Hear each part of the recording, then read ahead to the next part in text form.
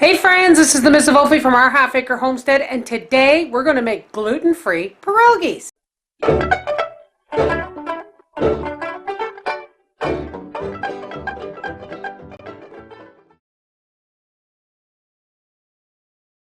And what you're going to need is very basic. You're going to need 4 cups of your favorite gluten-free flour. What I have here is brown and white rice flour, potato starch, tapioca flour, and teff flour, 1 cup each, and 1½ teaspoons of xanthan gum. Now, my pierogies are not going to come out white because of this, okay? Also, we need 2 eggs, 2 teaspoons of oil, I'm using sunflower oil, and approximately 1.5 cups of warm water. That will vary depending on the thickness of our dough. Let's get started.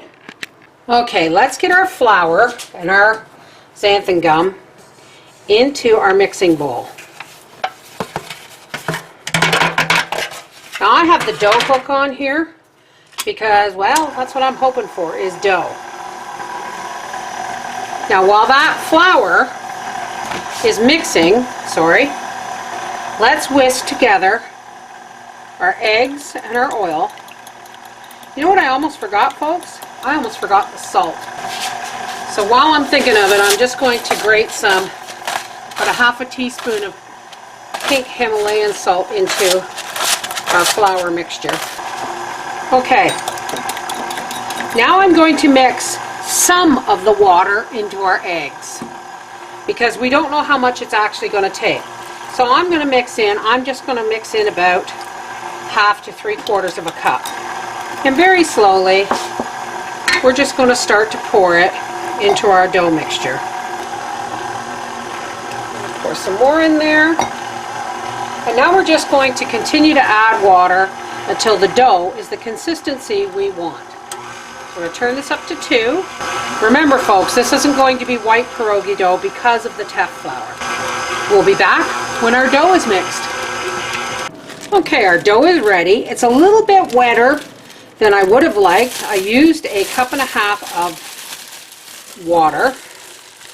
Now I'm going to put it in a BPA-free plastic bag, and I'm going to put it in the fridge for about ½ an hour while I get my filling together. Okay, let's do our filling. Here's 3 cups of leftover mashed potatoes from last night. And when I make mashed potatoes, I always make extra.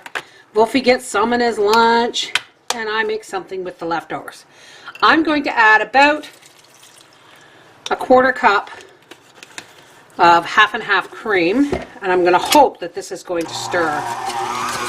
Here I have 1 cup of finely grated cheddar, 1/2 cup of minced onion, 1.5 teaspoons of parsley, 1/2 teaspoon of salt. And we're just going to drop these in there to stir in. There we go. That's all stirred up. Let's make some pierogies. Here's our dough. Here is our potato filling. Now, I have the pan I had my flour in. I'm going to put my pierogies in that. I have another pan with some parchment because I know I'm going to have leftovers, which means I'm going to freeze some. If you put through this much effort into anything, it's always good to make the most of it and freeze it. Now, I'm using parchment to roll my pierogi dough out on. Now this isn't flour, this is tapioca flour. So it's not like wheat flour. We're going to take some of our sticky dough. Now this dough is going to be more delicate. Like our noodle dough, it's going to be more delicate than normal pierogi dough.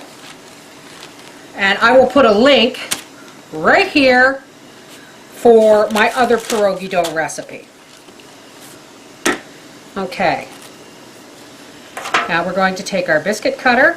We're going to very carefully cut out rounds of our dough. And this is actually pretty good that the dough is sticky for one simple reason. I'm adding starch to roll it out, and this gets rolled right back up and put with the dough. I'm going to put a little bit of filling on it, And I'm going to roll it up, and I'm going to pinch the edges, and I've got too much potato in there. I'm just going to put it on my pan. All right, when I have enough pierogies made for supper, we'll meet you at the stove. Okay, here we have a large diced onion, a medium-sized diced yellow pepper, and a cup of my home canned mushrooms. And now we're going to do some bacon. This, of course, is our home raised bacon. Now, rather than slice it, I'm going to cube it. Slices don't go very far. Now we're just going to take our chunk of home cured bacon, and we're going to dice it up. Okay, now that our skillet's nice and hot, we're going to drop in our bacon. Let's drop in our onions and our peppers. One way of making meat go a long way, folks. And we're just going to let this cook until our water is boiling and we can dish up our pierogies. Okay, our water's boiling. And I almost forgot to salt it. And here I have the 12 pierogies that Papa and I are going to have for supper. And we're just going to drop these in the boiling water, and when they begin to float, that means they're almost done. Okay, our pierogies are boiling and floating. So what we're going to do now is I'm just going to take them out, pop them in here, just to brown them up a little bit. I know, folks, they're already brown, but you know what I mean. I'm going to turn them right down to minimum. And when Papa comes home, we're going to serve these up. Okay, I just want to show you that this recipe did all these pierogies. And supper, of course. What I'm going to do with these is I'm going to put these in the freezer just like this, and as soon as they're firm enough, I'm going to bag them up.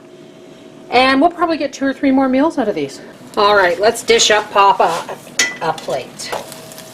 Now, we're going to take a nice dollop of sour cream, right like that. And if I had fresh parsley, folks, I would put a sprig on top, but I don't, so I'm just going to do this. Isn't that lovely? We'll see you at the dinner table. Okay, these are brown because I used teff flour, of course. Of course. I knew that. I bought the stuff. That's true.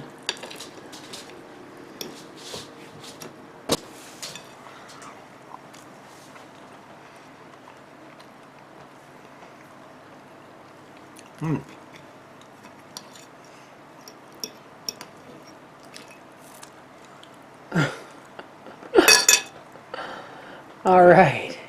This is the Mrs. Wolfe from our half-acre homestead saying gluten-free. Doesn't have to be gloomy. Are you ready to go gluten-free yet? Yeah, I'll eat some of this, but not. I'll eat the other stuff too. Thank you, dear.